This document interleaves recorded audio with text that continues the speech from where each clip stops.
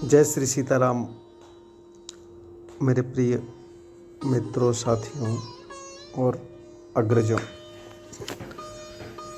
आज मैं एक प्रकरण लेके आया हूँ जिसका नाम है भक्तमाल ग्रंथ का अवतरण। जैसे आप सभी को विदित है कि भक्तमाल ग्रंथ जो है ये नाभादास जी ने लिखा था और ये समस्त भक्तों का, चाहे वो जो अब तक पृथ्वी पे अवतरण हुए हैं, सतयुग, त्रेता, द्वापर, कलयुग से लेके लगभग सभी का उसमें चरित्रावली है। तो जब ये भक्तमाल ग्रंथ पूरा हो गया तो नाभा जी ने मथुरा में एक बहुत बड़ा आयोजन रखा। लगभग देश के सभी संतों को बुलाया उन्होंने, और उस तत्कालीन समय के जो जीवित संतों में थे वो थे, उस समय सूरदास जी थे, तुलसीदास जी थे, कबीरदास जी थे। तो सभी संत लगभग वहाँ पहुँचते हैं। और उसके बाद कहते हैं कि तुलसीदास जी ने जब सुना तो वो उस समय अयोध्या में वास कर रहे थे और वो मथुरा के लिए पैदल ही निकल गए। और कहते हैं कि जिस दिन भंडारा था उस दिन जो है तुलसीदास पहुँचते हैं जहाँ पे वो अवतरण हो रहा था, भंडारे का प्रकरण चल रहा था। और उस समय, तब के समय में जो है ना, अभी तो लोग बहुत सारा खाने पीने का बफर सिस्टम करते हैं। उस समय पत्तल, जो पत्तल होते हैं, महुआ का पत्ता का, उसको पतली बनाते हैं और उसको ही ऐसे गोला करके कटोरी सा, एक दोना बोलते हैं हमारे उत्तर प्रदेश की तरफ, तो वही बंट गया था।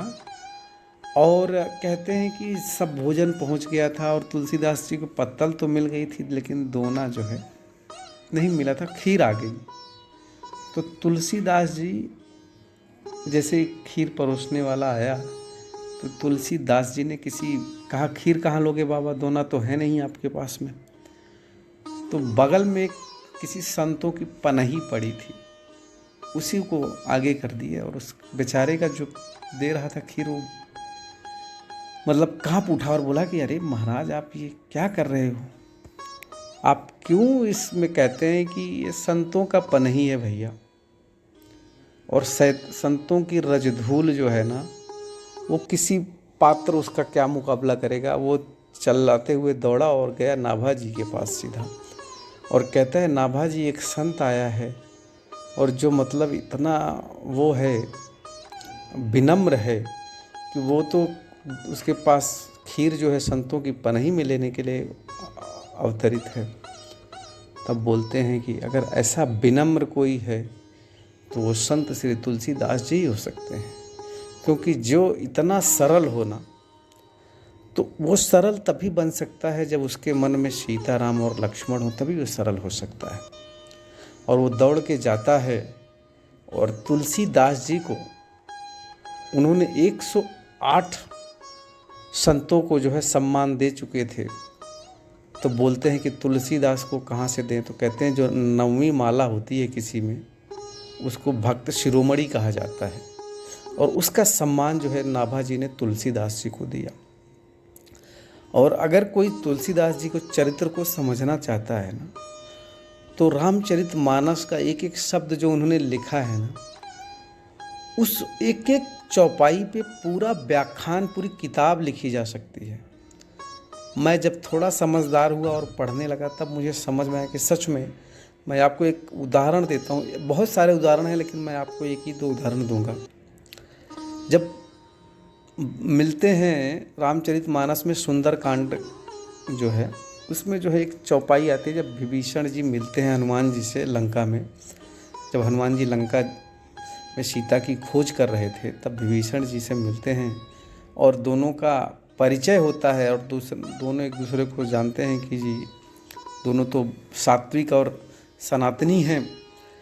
तो पहले तो हनुमान जी अपना पूरा परिचय देते हैं, फिर विभीषण भी अपना पूरा परिचय देते हैं, और तब हनुमान जी से विभीषण जी पूछते हैं, हनुमान जी विभीषण जी से पूछते हैं कि आप कैसे रहते हो, आप तो मतलब इतने जो है अच्छे विचार को, और ये पूरी लंका तो राक्षसी विचारों की प्रवृत्ति से भरी है।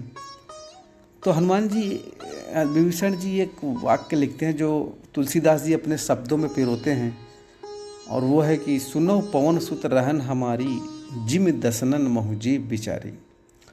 अगर इसको सच में समझा जाए ना तो ये निचोड़ है पूरा।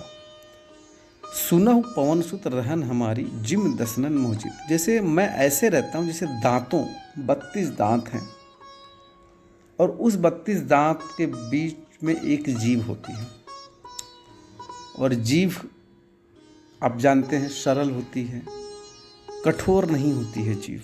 जीभ नर्म होती है और दांत कठोर होते हैं। और जीभ जो है आदमी के जन्म से रहती है और मरणोपरांत तक रहती है। अगर इसको सही अर्थ में समझा जाए, दांत कठोर होते हैं, बाद में आते हैं, पहले चले जाते हैं। तो अगर हम आज के पर्यावरण में लें, आज आधुनिक समय में लें, तो सबसे पहले तो ये मैं समझता हूँ कि जो आदमी विनम्र होगा वो हमेशा वो दीर्घायु होगा, वो स्थिर होगा, और जो कठोर होगा जल्दी वो नष्ट होगा, जल्दी समाप्त हो जाता है।